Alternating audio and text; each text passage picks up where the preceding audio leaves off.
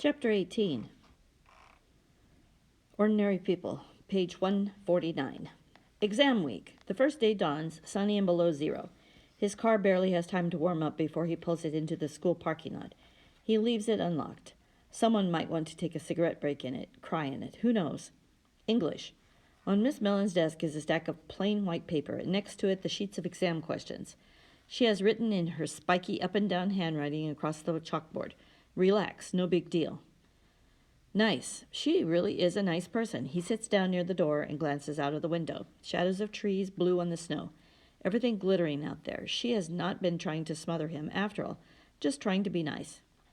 Don't get distracted. He looks around the room at the rest of the class. Joel Marks, Buzz Phaeton, Neva Wells, sitting dutifully hunched over their papers on three sides of him. The room is thick with the silence of concentration. He looks down at the sheet of questions. Number 1, discuss Hardy's view of man's control over his inner-outer environment, using Jude the Obscure as example. Number 2, are the characters of human bondage people of great strength or great weakness? Support your theory. Number 3, what is Conrad's viewpoint as illustrated in Lord Jim concerning action and consequence? Suggested time limit 40 minutes per question. Automatically, he takes out a pencil, even though his mind has gone stubbornly, soddenly blank. Well, that's that. 3 lousy questions to sum up one semester's work. What does he have to say about them? Nothing. He has read the books, period. Miss Mellon passes by his desk, and her skirt brushes the edge of it lightly. During a lunch each day, she sits with Mr. Profsky, the algebra teacher. They lean toward each other across the table. Miss Mellon's hands form neat geometric shapes in the air when she talks, probably explaining to him how Jude Foley is powerless in the grip of circumstances. Yeah, probably. He keeps his head down. He needs his virtue intact this morning. She is one of the females whose bodies he imagines in various stages of undress, and other things. This is waking up, he shudders. Not today, please. Concentrate, damn you, Jarrett. He has read the books. Okay, so he is no further behind, no less equipped than anybody else here. Relax, she says. Okay. At his locker, he collects the books he needs for his chemistry exam on Thursday. He is noticed by a group of girls at the end of the hall. Someone calls out, "Hi." He waves. Out of the corner of his eye, he sees them heading for the exit doors. All but one of them, Janine. She shrugs into her coat, tying a scarf firmly about her head. God, if she should come down this way. He has not spoken to her since they came back from Christmas vacation. He wonders now why he ever put 7 girls on the list. To frustrate himself, for sure. Girl would have been ambitious. Girls is ridiculous. He takes another cautious look. She is gone. Nice going, kiddo. Another opportunity missed. So easy, too. She was by herself. No one to see or hear him stammer around. Ha! No one but her. This is worse than any exam. He stares fixedly into his locker, wasting precious seconds. Then he slams it closed, locking it in one lightning motion, and sprints down the hall. He bursts through the first set of double doors, breathless.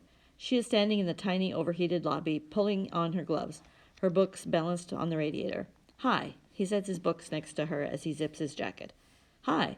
Cool and reserved, and rightly so. Exactly what has he to offer someone like her? Someone with directions, goals, interests. What did you have today? History. You? English, he says. It wasn't too bad. How was yours? Easy. Big smart senior. He grins at her. She smiles. He opens the door for her, and the air hits them, a wall of piercing cold. She shivers, gripping her books tightly. Bye. See you. Would you like a ride home? She hesitates, gives him a small, grateful smile. Oh, that'd be nice. Thanks. In the car, he turns the radio up loud. It relieves him of the need to talk. Ragged piano blues. They listen intently. She sits, gloved hands in her lap, her books beside her on the seat. I didn't know you had a car, she says. Christmas present. My folks. It's nice. Her voice is soft. He turns the radio down so he can hear her better. I live in Wisconsin, she says. Yeah, I know. She looks over in surprise. You do? Yeah, you told me before Christmas, remember? Oh, she nods. Well, it's that one there. She points out a white frame house with dark green shutters. He pulls to a stop in front, leaving the motor running. Her hand is on the door handle. Thanks a lot. Welcome. I'd ask you to come in, but my mother, she's funny about that. She works. He turns suddenly to face him.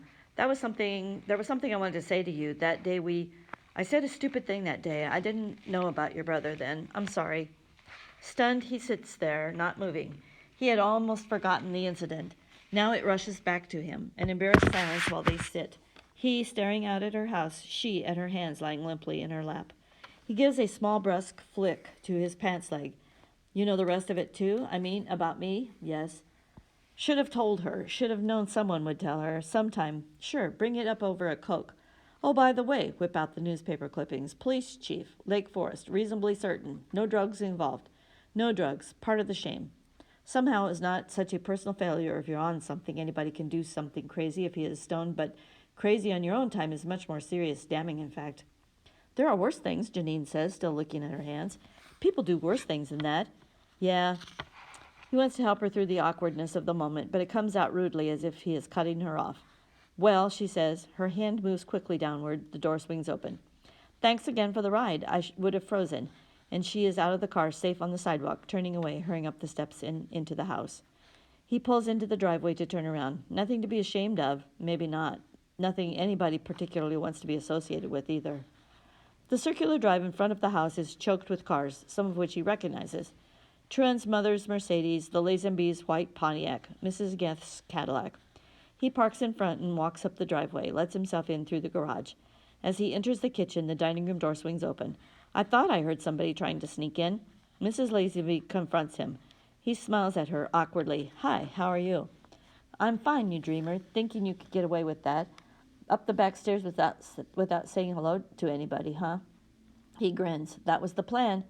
Carol, bring him in here. No way out. She takes his hand, leads him into the dining room. He is greeted by his mother's bridge club, Mrs. Cahill, Mrs. Geth, Mrs. Leach, Mrs. Truan, two other women he hasn't met. He nods, smiling politely during the introductions. His mother sits quietly through his ordeal. He's thin, Beth, Mrs. Truan says. You should fatten him up. She smiles. How was your exam? Not bad. Mrs. Lazenby has cut him a piece of chocolate cake. She hands it to him on a napkin. Here, for being such a nice boy, humoring the old ladies. Where have you been anyway? We miss you. I've been meaning to stop by, he lies. I've been busy. Well, don't be so busy, she says sternly. Come over some night. I'll make lasagna. Talk to Joey about it. I will, he says.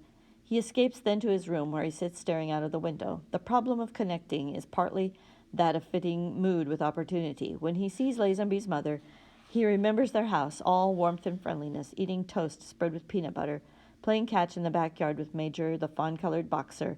He and Lazenby and Buck, each trying to kill the other in a game of horse under the basketball net. If Lazenby were here, in the room this minute, but no, passing each other each day in the hall doesn't do. The moment is wrong, the mood is wrong. Too much clanging of lockers, bells, echoes of other conversations. It wouldn't work anyway. Likewise, Janine.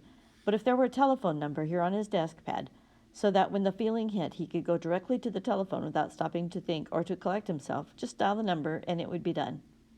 He gets up, goes to the telephone table in the hall, flipping through the telephone book. D. Pratt on Wisconsin. Carefully, he notes it down. On the desk pad in front of him is another number written months ago, 356-3340. Under it, in pencil, Karen. He looks at it for a long minute, then he gets up and goes again to the telephone. The telephone is answered on the first ring. The voice is suspicious. You want Karen? Who is this? I'm a friend of hers from Northville. Northville. The voice goes flat. Well, she isn't home right now. She's at school. Don't you go to school? Her mother, of course. Nobody else would take the trouble to cross-file him or to be so damn worried. No, ma'am, no school. No time. Too busy being crazy. Yes, he says, I do, but we're off this week. Exams. Would you tell her I called? My name is Conrad. I'll give her the message. The receiver bangs loudly in his ear. Thanks very much, he says politely to no one. Replacing the receiver, he goes to his room to fall face upward on the bed, arms outstretched. Nice. A nice cool 0 for the day. Well, she wouldn't have wanted to talk to him anyway. Why should she? Why would anybody? He tries again for the image of the woman outside the library, but it won't come. If she had stared, it was merely out of curiosity, wondering why one of his eyes was set higher than the other, or if his head was too small for his body. Anyway, a person who performs these joyless and ritualistic sex acts upon himself, this is what he deserves. He rolls onto his stomach, hands behind his neck. Downstairs, the laughter of women escapes the living room, finding its way up the stairs to lie beside him. Fairy, fag. He rises grimly from the bed. Get it over with. Cross off both numbers in one afternoon. Why not? He dials Janine's number. Hello. Her soft voice, musical even over the telephone. He clears his throat nervously. Hi, this is Conrad. He begins. Jared. Oh, she says. Oh, hi. Listen, I was wondering. What, Jarrett? What were you wondering? Would you be interested in going out sometime? A long pause. You mean with you, like on a date? His eyes closed. He grinds his forehead slowly and deliberately against the wall, a bubble of laughter loose in his chest. Yeah, he says. Well, it wouldn't have to be a real date. We could fake it, see how it goes, sort of. She giggles. Okay, that was dumb, I agree. Just pretend I didn't say that. Start over. He grins at the receiver. Obligingly, he clears his throat. Hi, he says. This is Conrad. Jarrett. I'd love to, she says. When?